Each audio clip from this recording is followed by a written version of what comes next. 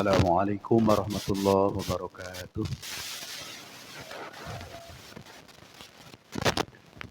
Bismillahirrahmanirrahim. Alhamdulillahirabbil alamin wassalatu wassalamu ala sayyidil mursalin sayyidina wa maulana Muhammad wa ala alihi wa ashabihi ajma'in wa la hawla wa la quwwata illa billahil aliyyil azim. Allahumma iftah lana hikmataka wa anshur 'alaina rahmatak min khaza'ini rahmatika ya arhamar rahimin. Allahumma iftah lana futuhal 'arifin waj'alna min al-ulama'i al-'amilin Allahumma anfa'na bima 'allamtana wa 'allimna ma yanfa'una wa zidna ilma warzuqna fahma walhamdulillahi ala kulli hal wa na'udzu billahi min hali ahli nar. Sallallahu ala sayyidina Muhammad wa ala alihi wa ashabihi ajma'in. Alhamdulillahi rabbil alamin. Bapak-bapak dan ibu-ibu yang terhormat, kita meneruskan kajian hadis yang ke-1. Dalam catatan saya, kita masuk ke bab yang baru, babu haqqi zauji 'alal mar'ah. Bab tentang hak suami dari istri. Suami dari istri, berarti kewajiban istri terhadap suami. Kewajiban istri terhadap suami. Hak suami dari istri. Bismillahirrahmanirrahim. Qala Allah Ta'ala fi Qur'an al-Azim. Allah berfirman dalam Al-Quran. A'udzu billahi minasyaitonir rajim. Bismillahirrahmanirrahim.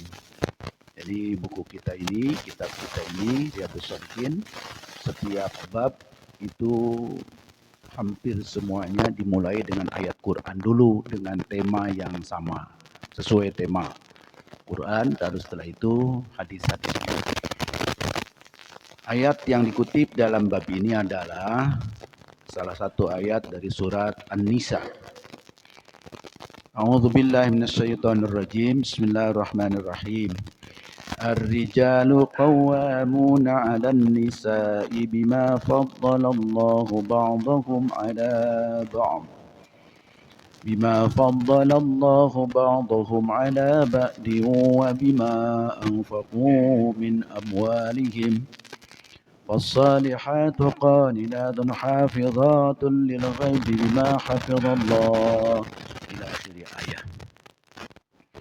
Ar-rijalu, adapun kaum pria, qawwamuna, menjadi pemimpin,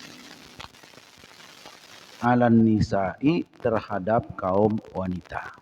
Ini Quran. Jadi laki-laki itu pemimpin bagi kaum wanita. Dalam rumah tangga, suami memimpin istri dan anak-anak. Ar-rijalu qawwamuna 'alan nisa. Bima faddalallah, bima faddalallah. Bima, sebab apa? Karena Allah telah mengunggulkan. Bima faddalallah, dengan sebab Allah mengunggulkan, ba'dahum, sebahagian makhluk, ala ba'din, kepada sebahagiannya. Jadi laki-laki oleh Allah diberi kelebihan terhadap kaum wanita. Pertama, dari sisi fisik lebih kuat, umumnya lebih kuat daripada wanita. Tenaganya lebih kuat daripada wanita. Maka dipilih pemimpin itu pria saja, memimpin kaum wanita. Dan itu terasa ketika kaum wanita umumnya lemah, maka dijaga oleh kaum pria yang umumnya kuat, gagah. Tenaganya lebih kuat daripada wanita. Maaf ya, saya kurang tahu nih. Kalau pertandingan voli itu, kalau laki-laki sama perempuan, gamenya sama nggak? Gamenya sampai angka berapa? Sama ya? Badminton? Sama juga ya? Kok seingat saya dulu itu ada beda ya? di badminton apa di voli itu ya. Jadi angka game-nya itu ya 21 atau 25 gitu. Oh sekarang sama ya. Seingat saya waktu SMA itu dulu saya kok beda. Pria mah segini aja, wanita segini aja benar ya. Kemudian fakta lagi misalnya dalam balap lari. Nah, dulu itu kalau seingat saya itu pria dan pria itu ketika atletik itu berbeda itu kategorinya istilahnya ya. Nah, karena diperhitungkan fisik laki-laki dan fisik wanita itu pada dasarnya berbeda. Itu secara fisik. Maka Allah memilih laki-laki untuk melindungi kaum wanita. Maka disebutnya qawamun. Qawamun itu yang berdiri tegak, membentengi, membela, melindungi kaum wanita. Itu secara fisik. Yang kedua, pada umumnya wanita itu lebih mendahulukan perasaan daripada kecerdasan, daripada akal. Laki-laki mendahulukan akal daripada perasaan. Nah, ini dibutuhkan dalam melindungi itu orang yang akalnya lebih kuat, lebih dominan daripada perasaan. Perasaan memang perlu juga, tapi dalam hal tertentu, dalam hal kepemimpinan itu akal itu didahulukan daripada perasaan.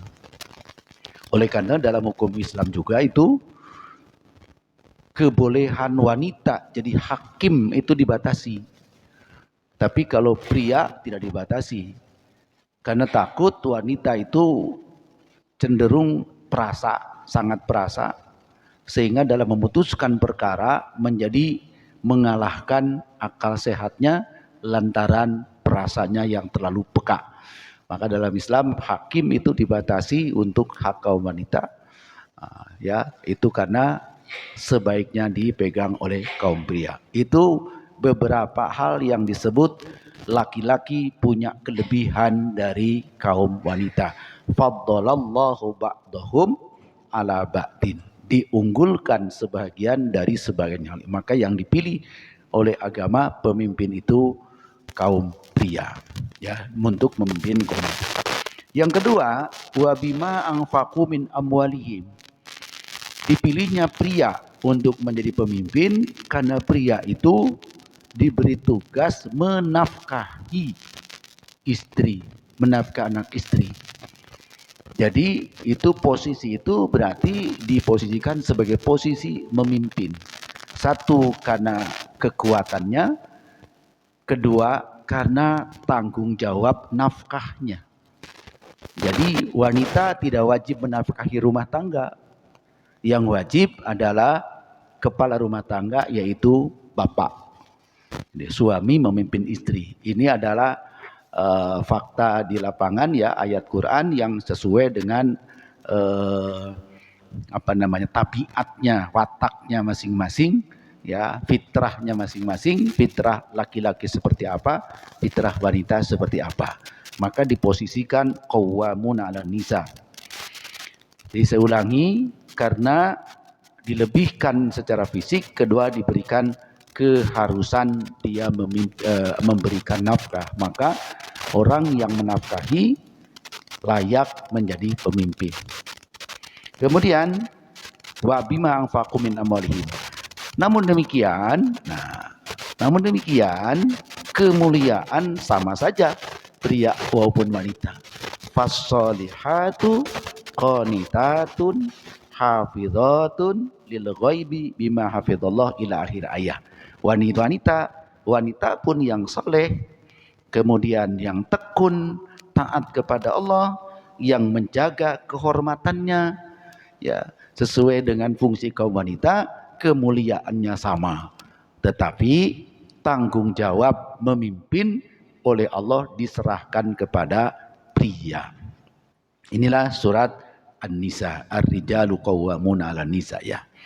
Sekarang masuklah kepada hadis-hadis yang berkaitan dengan kewajiban istri terhadap suami atau hak suami dari istri. Wa ammal ahaditsu, adapun hadis-hadis Faminha, maka di antaranya hadisu Amru bin As, Amri bin Al-Ahwas As-Sa'iqi fil babi qablahu, yaitu hadis yang sebelum bab ini sudah kita temukan, yaitu hadis dari Amru bin Ahwas yang sudah lalu. Itu di antara hadis yang ada kaitan dengan ini. Lalu sekarang ditambah beberapa hadis. Kebetulan di sini ada 8 hadis. Hadis pertama, wa an Abi Hurairah radhiyallahu anhu, dari sahabat Abu Hurairah radhiyallahu anhu qala. Abu Hurairah berkata, qala Rasulullah sallallahu alaihi wasallam, telah bersabda Kangjeng Rasul sallallahu alaihi wasallam, idza da'ar rajulu, jika memanggil sang suami, jika sang suami memanggil imra'atahu, kepada istrinya, ila firashihi, jadi mohon maaf ini agak sedikit 17 tahun ke atas ya, ila firashihi, ke tempat tidurnya, falam ta'tihi, lalu si istri enggak mau, enggak datang, fabata, lalu semalaman, ghadbana alaiha, suami marah kepada istri karena itu, la'anat ha, maka melaknat terhadap istri yang tidak mau itu, al malaikatu, malaikat, hatta tusbiha, sampai subuh. Jadi kalau istri dipanggil oleh suami ke tempat tidurnya, itu adalah hak bagi suami dan kewajiban bagi istri, tapi istri tidak melakukan berarti dia tidak melakukan kewajiban.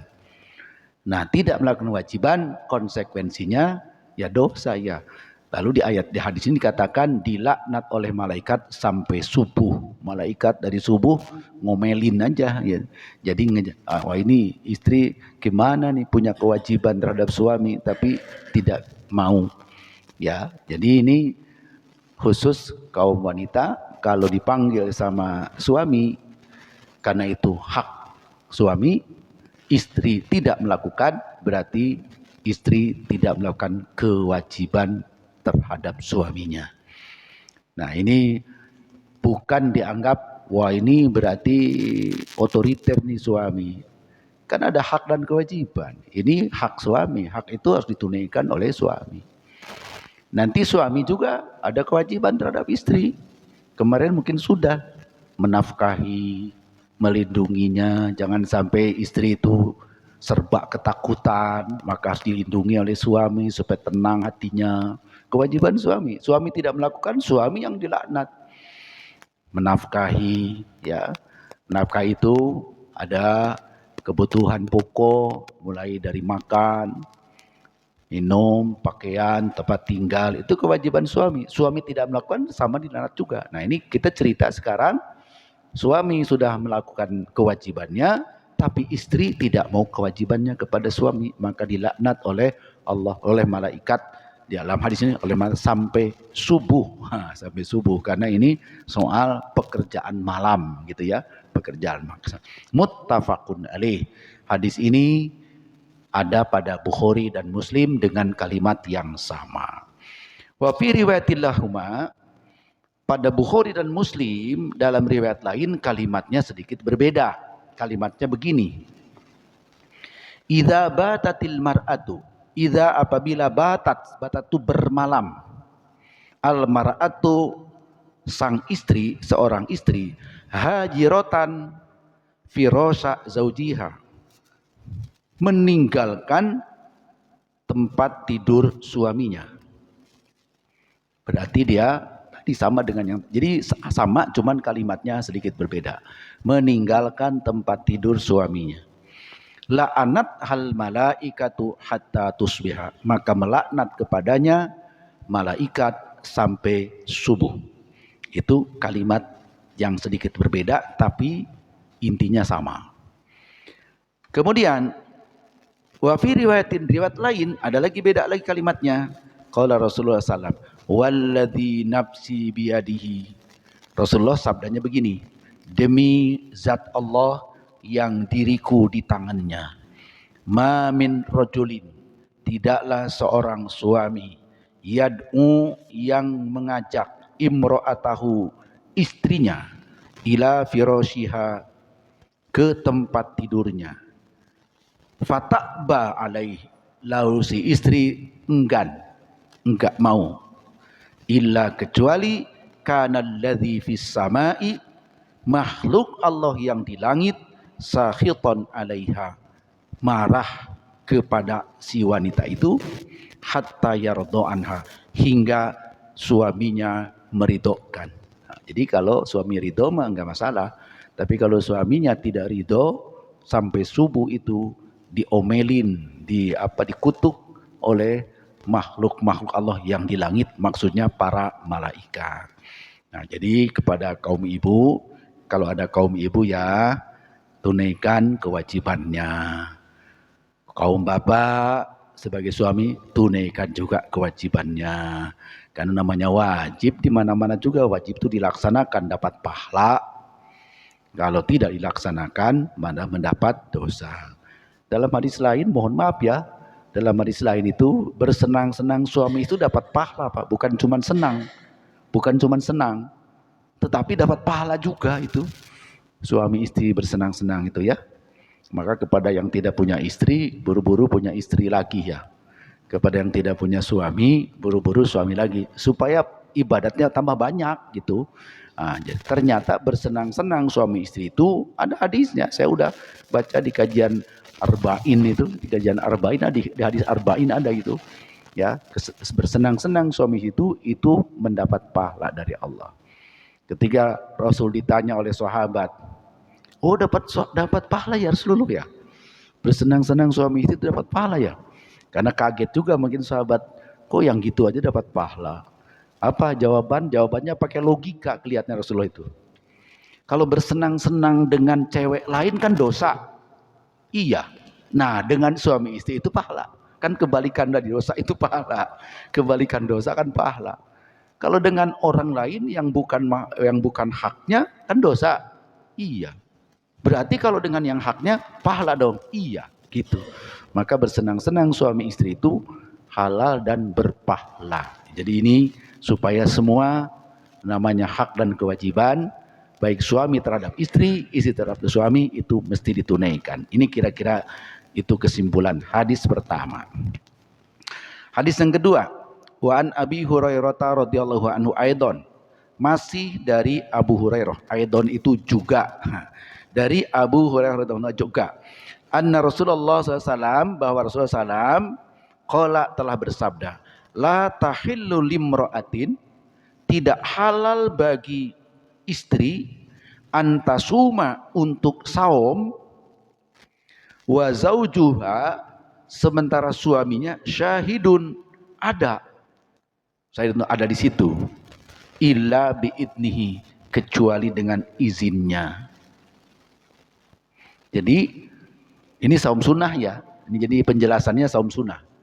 Istri tidak boleh, tidak halal saum. Saum itu kan ibadah, kok tidak halal ya?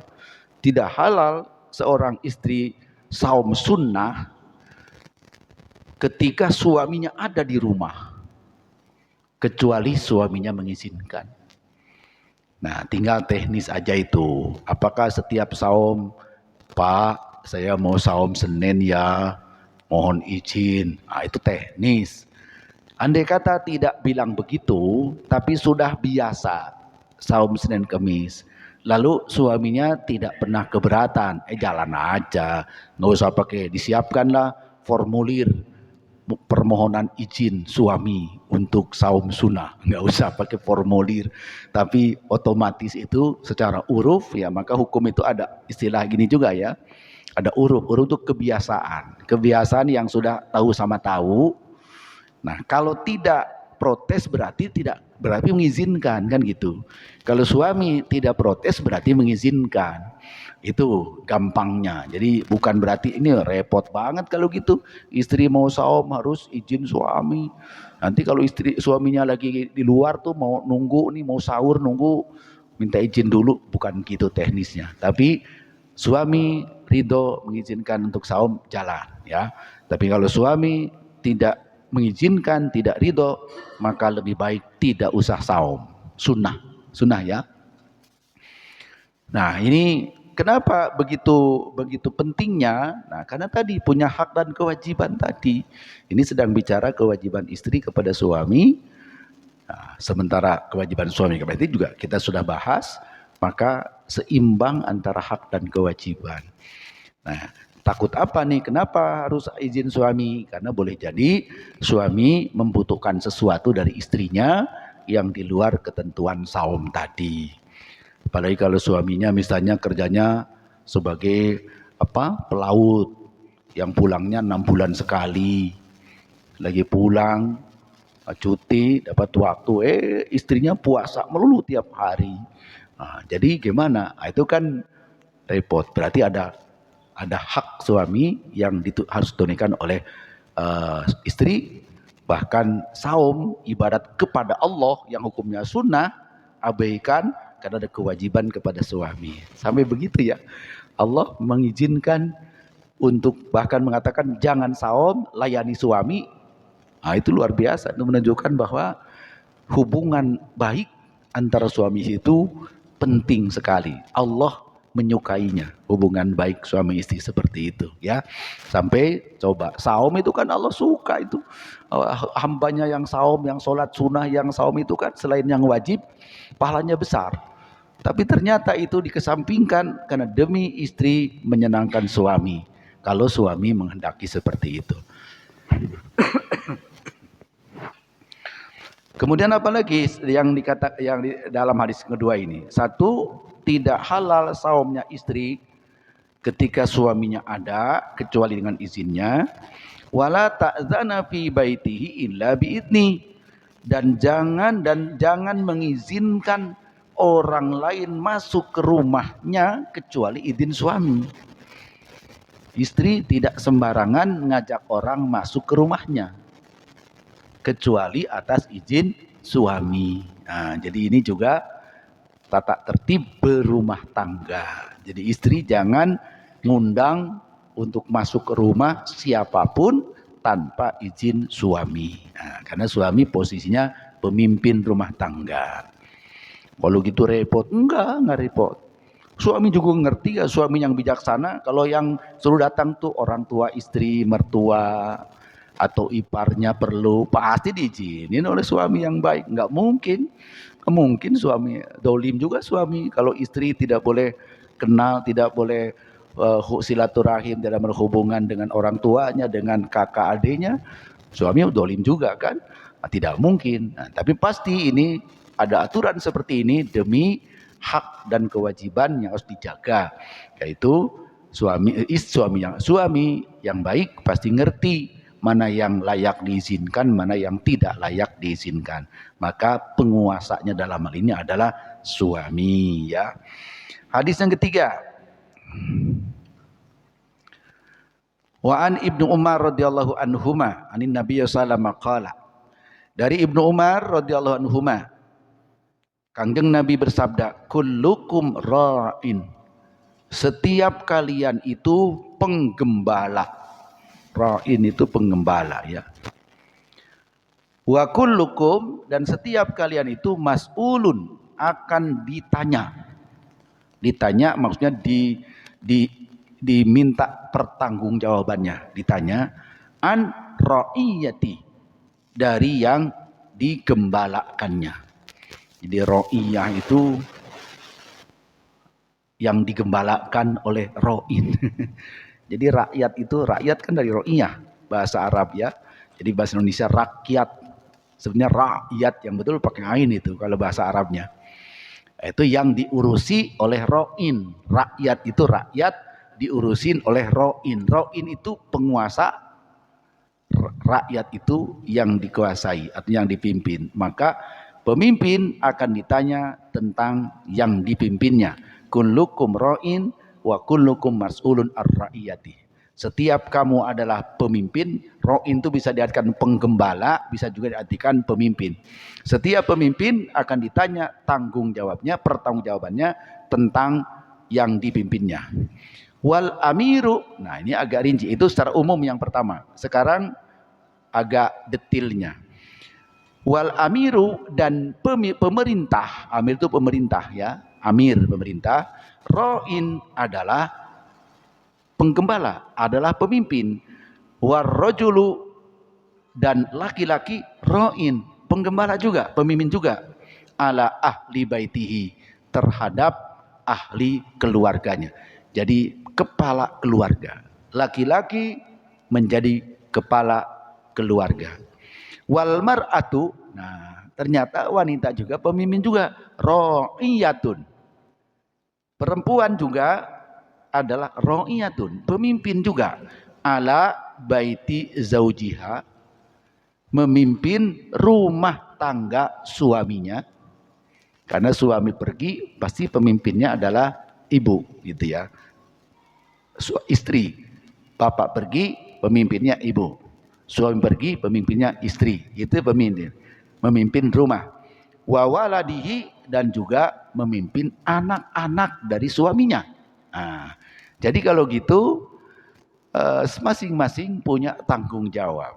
Baru fakullukum ra'in, maka setiap kamu semuanya, ra'in adalah pemimpin, wa kullukum mas'ulun ar-ra'iyati, dan setiap kamu akan ditanya tanggung jawab atas tugasnya masing-masing. Nah, jadi ini secara umum disisipkan dalam atau ditaruh di dalam kumpulan hadis berkaitan dengan hak suami terhadap istri. Pada dasarnya masing-masing punya kewajiban dan tanggung jawab. Jadi istri juga tanggung jawab terhadap apa yang harus dipertanggungjawabkannya. Dalam hal ini adalah rumah tangga dan anak-anaknya. Hadis ketiga, hadis keempat, wa an Abi Ali Talqin bin Ali radhiyallahu anhu. Ada Abi Ali Talqin bin Ali radhiyallahu anhu. Anna Rasulullah SAW qala, bahwa Kangjeng Rasulullah SAW bersabda, idza da'ar rajulu zaujatahu li hajatihi falatatihi wa in kanat alat tanawwur. Jadi ini masih berkaitan dengan yang tadi ini. Katakan Rasul, jika suami memanggil istrinya karena kebutuhan suaminya, dan ini merupakan hak suami, kewajiban istri, falta'tihi, harus datang. Jadi kalau istri dipanggil oleh suami karena itu hak suami dan kewajiban istri. Nah gini, mengapa harus saya terangkan itu hak suami, kewajiban istri? Sebab tidak juga suami sembarangan mentang-mentang istri harus nurut, lalu apapun harus nurut, walaupun bukan hak suami sebetulnya, bukan kewajiban istri, tapi sedemikian mengaturnya terhadap istri melampaui batas. Nah yang melampaui batas itu beda lagi. Ini betul-betul sebatas itu adalah hak suami dan kewajiban istri, ya. Di luar itu tidak berlaku, karena hukum itu tidak boleh melampaui batas-batas hak dan kewajibannya. Kalau suami memanggil istri ya karena kepentingan tertentu yang merupakan hak suami dan kewajiban istri, fal ta'tihi, hendaklah istri harus mau atas permohonan suami itu, wa in kanat alat tanawur, kan, walaupun kamu sedang sibuk masak.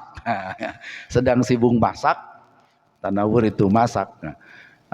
Sedang sibuk masak, lalu suami itu memanggil untuk kepentingannya karena memang hak suami dan kewajiban istri, maka istri tinggalkan masak, datangi suami. Itu saking perlunya taat kepada suami. Cuman lagi-lagi saya katakan ya, kalau suaminya berlebihan seperti itu, tentu suami yang tidak baik juga. Pada batas ini untuk menunjukkan betapa harusnya istri itu taat kepada suami sepanjang berkaitan dengan kewajiban istri dan hak suami. Kemudian kita lanjutkan dengan hadis berikutnya nomor 5. An Abi Hurairah radhiyallahu anhu qala, ani Nabi sallallahu alaihi wasallam qala, dari Kanjeng Nabi sallallahu alaihi wasallam, Kanjeng Nabi bersabda, Lau kuntu amiron ahadan ayasjuda li ahadin la amartul mar'ata antas juda li zaujiha. Ini terkenal sekali ya. Lau kuntu amiron, andai kata aku boleh menyuruh ahadan seseorang, ayasjuda li ahadin untuk sujud kepada seseorang, la amartu niscaya aku suruh al mar'ata istri antas juda untuk sujud li zaujiha kepada suaminya. Ini sangat terkenal. Jadi Rasul betapa pentingnya istri itu taat kepada suami sampai ada kalimat andai kata boleh seseorang itu sujud kepada orang lain, maka yang boleh itu adalah sujud istri kepada suami. Andai kata ada, lau kuntu, andai kata aku boleh merintah itu. Tapi kan tidak boleh merintahkan sujud. Jadi istri tidak boleh sujud ibadah kepada suami, yang ada cuman taat saja kepada kemauan suami sepanjang kemauannya dibenarkan oleh agama.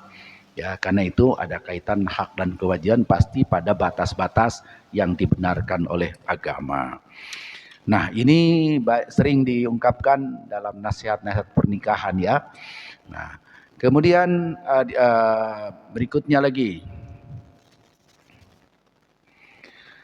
Nah, ini cukup mengharukan nih, hadis nomor 6. An Ummi Salamah radhiyallahu anha, dari istri Kangjeng Nabi, istri Kangjeng Nabi ini namanya Ummu Salamah radhiyallahu anha, qalat, beliau mengatakan, qala Rasulullah sallallahu alaihi wasallam, Kangjeng Rasul pernah bersabda, ayyumam ra'atin matat, siapapun istri yang meninggal, wa zaujuha anha radin, saat suaminya sedang ridho kepada istri itu. Jadi siapapun istri yang meninggal pada saat suaminya sedang ridho. Ridho itu enggak benci. Ya, ridho, seneng, mungkin juga cinta kepada sang istri, dakholatil jannah, maka istri itu masuk surga. Gampang kalau gitu masuk surganya, asal meninggal dalam ridho suami. Jadi istri itu gampang-gampang susah ya. Di satu sisi kok susah banget harus taat segala, tapi gampangnya masuk surganya gampang ternyata. Dia asal dia orang mukminah, menunaikan ibadah kepada Allah, saat meninggal suaminya sedang ridho, sedang tidak marah kepada istri, surga itu bagi istri itu. Mohon maaf ya, mohon maaf sekali ini karena kebetulan belum lama istri saya meninggal. Saya sudah dengar hadis ini lama. Ya, terutama pada saat ibu saya meninggal tahun 1980 ibu saya meninggal. Ayah saya nangis. Saya masih ingat, saya udah kerja di Jakarta. 80 pulang karena ibu saya sakit keras, kemudian meninggal. Orang semua pada nangis termasuk ayah saya yang paling sedih kelihatannya. Tapi ya saya ngucapin hadis ini, itu makanya saya ingat terus sampai sekarang. Jadi ada sabda Rasulullah, kata ayah saya sambil menangis itu, sabda Rasulullah, ayyumam rawatin matat wa zuhar anharodin dakholatil jannah. Wanita manapun yang dia meninggal saat suaminya sedang ridho masuk surga. Itu diucapkan oleh almarhum ayah saya waktu ibu saya, istri beliau wafat tahun 80 ya, masih ingat saya. Maka kemarin waktu saya ditinggal istri juga, ya Allah mudah-mudahan istri saya juga masuk surga, gitu aja doa saya. Jadi ingat ke peristiwa itu. Nah, ini ada hadisnya ya. Jadi wahai kaum wanita, jadilah istri yang baik, carilah ridho Allah dan ridho suami. Ya insya Allah, ya ridho Allah tentu taat kepada Allah, ridho suami hubungan dengan suami harus baik. Andai kata wafat dalam keadaan suami ridho, maka insya Allah masuk surga sesuai hadis ini ya. Baik Bapak yang hormat, ini bagus buat kaum wanita supaya kabar gembira ya. Cuman hadis ketujuh ini agak ngeri nih. Kalau barusan mah istri sedang diridhoi oleh suami ya. Nah ini bagaimana kalau ada istri tidak baik sama suami ini, bahkan menyakiti perasaan suami ini. Aduh, ngeri-ngeri ya. Istri menyakiti pada suami. Ini ada hadis cukup menarik nih. An Mu'ad bin Jabal radhiyallahu anhu, dari Sayyidina Mu'ad bin Jabal dari Kanjeng Nabi. Qala, Kanjeng Nabi begini. La tu'zimra'atun zaujaha fid dunya illa qalat zaujatan minal huril ain la tu'zihi. Tidaklah seorang istri menyakiti suaminya di dunia. Istri menyakiti suami ketika hidup di dunianya, maka qalat zaujatan minal huril, bidadari di surga itu berkata begini, la tu'zihi, itu suami yang soleh jangan disakiti. Jadi itu bidadari di surga itu ngomong gitu, bilang gitu, itu suami yang baik itu jangan disakiti. kata bidadari itu ya. Fa inna qotalatikillah. Celaka engkau wahai istri yang menyakiti suami itu. Fa inna ma huwa indaki dakhilin. Padahal kamu dengan dia cuman sebentar di dunia. Nah, kamu cuman sebentar di dunia dengan laki-laki ini. Yusiku ayyufariq ilaina. Nanti kamu berpisah dengan suami itu, suami akan menjadi suamiku di surga. Jadi bidadari itu mencela setiap istri yang menyakiti perasaan suaminya dengan kata-kata, kamu bergaul sebentar aja dengan suamimu itu seperti itu. Nanti juga kamu berpisah di dunia ini, tapi di akhirat suami yang baik akan teman bagi aku di surga. Begitu kata bidadari di surga. Nah, jadi ini kalau terjadi istri menyakiti perasaan suami, seolah-olah bidadari itu membela sang suami yang tidak salah, yang disakiti itu, dan mengatakan mereka digembirakan di surga, sementara istri itu cuman sebentar saja mereka bergaul dengan dia di dunia. Memang dunia hanya sebentar sih. Dunianya sebentar ya. Jadi ini hadis riwayat Imam Tirmidzi dengan kategori hadis hasan. Terakhir, hadis nomor 8, wa an Usamah bin Zaid, dari sahabat Rasulullah Usamah bin Zaid radhiyallahu anhuma. Rupanya Usamah dan Zaid sama-sama sahabat Rasul, maka radhiyallahu anhuma. Anin Nabi sallallahu alaihi wasallam, dari Kanjeng Nabi sallallahu alaihi wasallam, qala, Kanjeng Rasul bersabda, ma taraktu ba'di fitnatan hiya adharru 'ala rijali minan nisa'i. Ma taraktu, tidaklah aku tinggalkan, ba'di, setelah aku ini, fitnatan, suatu fitnah, hiya adharru, yang paling membawa mudarat, ala rijali, bagi kaum pria, minan nisa'i, dari perempuan. Jadi mudarat terbesar yang sering menjerumuskan kaum pria ternyata adalah wanita. Jadi banyak pria yang yang terjebak atau terjerumus kepada perbuatan buruk, itu paling besarnya lantaran godaan wanita. Ya, jadi ini hadis Rasulullah nih. Jadi banyak orang yang korupsi karena mungkin digosok-gosok sama istri simpanannya, ya kan? Padahal istri aslinya mah nggak minta apa-apa. Istri simpanannya yang macam-macam pengen beliin itu ini, korupsi lah akhirnya. Nah itu jadi siapa yang menjerumuskan? Wanita. Tapi mohon maaf kepada ibu-ibu yang hadir saat ini, tentu tidak semua wanita membawa fitnah, sebab banyak justru wanita yang membawa kemuliaan kepada suaminya. Ya, kita ingat Sayyidah Khadijah, kita ingat Sayyidah Fatimah, kita ingat Sayyidah Maryam, kita ingat Sayyidah Asia. Itu wanita-wanita yang justru membawa kemuliaan kepada semua, termasuk kepada kaum prianya, karena ketaatan kesolehan kepada Allah para suaminya ya. Tapi karena wanita itu banyak gitu masalahnya ya. Katanya kalau dihitung, nggak tahu sekarang ini kalau di sensus itu banyakan pria apa banyakan wanita ya?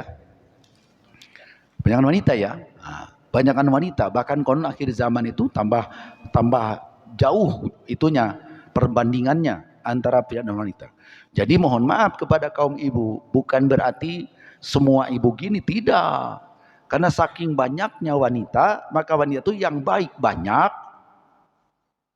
yang jahat juga banyak. Karena banyaknya wanita. Rasulullah waktu Isra Mi'raj itu kan diperlihatkan penghuni neraka itu banyak wanita. Ini hadis lagi. Kebanyakan wanita penghuni neraka itu. Kata Rasulullah. Gitu ya. Tapi kepada ibu-ibu jangan khawatir. Karena memang saking banyaknya wanita aja. Berarti yang ke surga banyak, ke neraka juga banyak. Kalau laki-laki ke surga sedikit, ke neraka sedikit juga kali gitu ya. Nah, dari sisi populasinya gitu ya. Jadi kepada ibu-ibu, hadis ini bukan mendiskreditkan kaum wanita ya, tetapi memang dalam kenyataannya banyak sekali kaum pria yang terjerumus karena godaan wanita ya. Presiden Amerika Bill Clinton pernah dengar? Tergoda wanita. Bahkan konon tak apa tidak ya, John Francis Kennedy tergoda oleh Marilyn Monroe. Ada lagi, itu orang gedean-gedean itu ya. Mudah-mudahan tidak. Kata orang yang berbeda pendapat, Bung Karno aja katanya agak kegoda oleh wanita itu. Karena waktu mempertanggungjawabkan tentang G30 SPKI dengan pidato di DPR-nya itu, ternyata beliau sedang kisruh seperti itu, malah dia nikah katanya ke orang Manado itu ya. Nah, sehingga ada orang bilang, waduh ini lagi susah-susahnya negeri kita ini, malah nikah beliau. Konon wallahu a'lam bishawab ya. Tapi saya kira hadis Rasul pasti benar, bahwa godaan yang sangat besar terhadap kaum pria diantaranya adalah godaan lawan jenis. Godaan tentang lawan jenis, tentang wanita. Oleh karena itu, ini sebagai kehati-hatian kita kaum pria untuk jangan terjebak oleh seperti itu ya. Karena mohon maaf, kasus kasus Sambo itu juga soal perempuan kan? Perempuan, bunuh-bunuhan, tembak-tembakan itu kan perempuan juga tuh Sambo. Itu udah banyak banget itu. Bahkan ada akhirnya kadang-kadang wanitanya juga jadi korban. Nah, tapi yang membuat kisruhnya dari perempuan juga. Nah, karena mungkin saking banyaknya perempuan, maaf ya. Saya katakan saking banyaknya perempuan berarti yang baik juga banyak. Penduduk surga juga banyak wanita, ya. Jadi bukan cuma penduduk neraka. Ini supaya ibu-ibu kita ini yang dengerin di belakang layar ini jangan merasa waduh Pak Ustadz nih ngajinya ini menyudutkan kami pokoknya tidak. Cuman mari bangun, mari kita laksanakan hak dan kewajiban masing-masing supaya dapat ridho Allah Subhanahu wa taala. Suami ada hak dan kewajibannya, istri ada hak dan kewajibannya. Tunaikan sebaik-baiknya, maka Allah ridho kepada orang yang taat tadi. Wallahu a'lam bishawab. Mudah-mudahan dijadikan ilmu buat kita untuk memperbaiki perilaku kita dalam takwa kepada Allah Subhanahu wa taala. Allahumma shalli ala sayyidina Muhammad wa ala alihi wa ashabihi ajma'in. Allahumma aqdina bil ilmi wa zayyinna bil hilmi wa akrimna bit taqwa wa jamilna bil afiyah. Allahumma ahsin aqibatana fil umuri kulliha wa ajirna min khizyid dunya wa adzabil akhirah. Rabbana atina fid dunya hasanah وفي الآخرة حسنة وقنا عذاب النار وصلى الله على سيدنا محمد وعلى آله وأصحابه أجمعين والحمد لله رب العالمين والسلام عليكم ورحمة الله وبركاته.